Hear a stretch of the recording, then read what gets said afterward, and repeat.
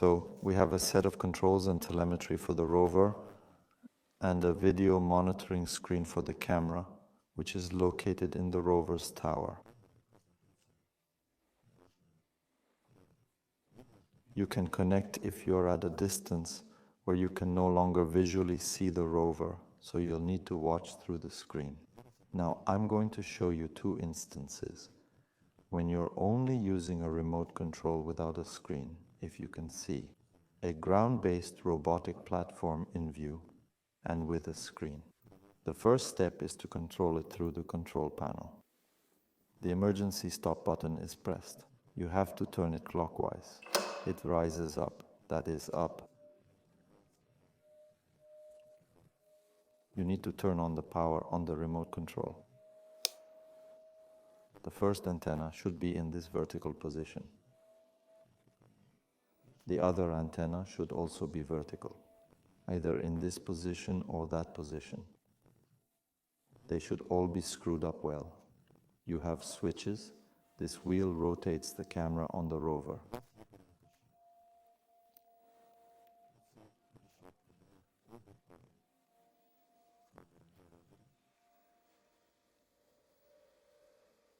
The main thing is to turn on the power for the rover. That is, the battery is on and the emerge stop button is lifted up. The next toggle switch is to turn on the power relay in the rover. You will hear a characteristic sound in the rover itself as the relay is triggered. Lift up. That is, there is already power on the rover. The next toggle switch is an arm design of all drivers on 4 motor wheels. Now he is. Lowered down, if lifted to the top, you will see in the status of arm on all 4 drivers. If you go down, there will be the letter D, disarm. Further, this toggle switch is responsible for all accessories, modules, that are connected to the rover. We are not considering it at the moment. Then the button is turned off, which is on the rover. Pressed, the light turned on. The LED on this button lit up red, turned off.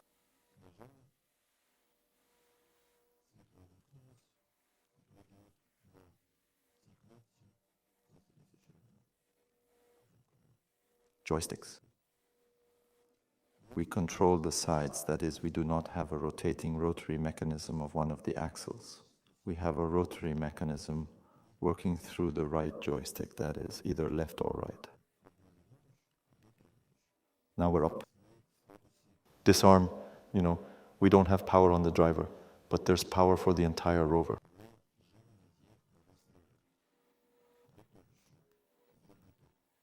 To spin, we need to make an arm, and calmly, very calmly, turn it to the left, and the rover will begin to spin. Stop.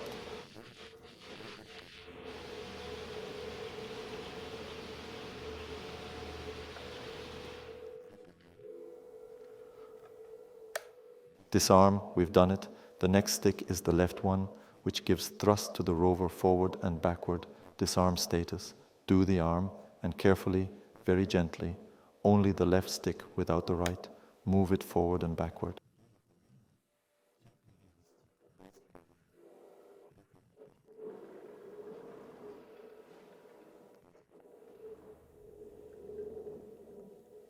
Disarm, we're doing the main things in the telemetry that we have.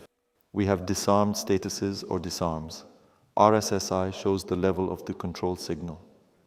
In this case, it's the modem that is installed in your rover, with both the rover and the control panel connection. The save rover is currently off, meaning the power, meaning the signal is there and it's stable, it's showing it's ready.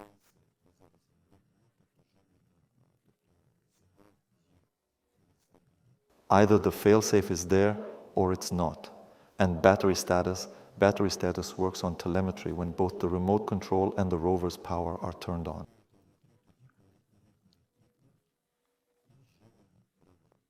If you just want to turn on the rover without this toggle switch, then you won't get the battery status, which makes sense. Moving on, to go on a mission, you actually need to have at least this.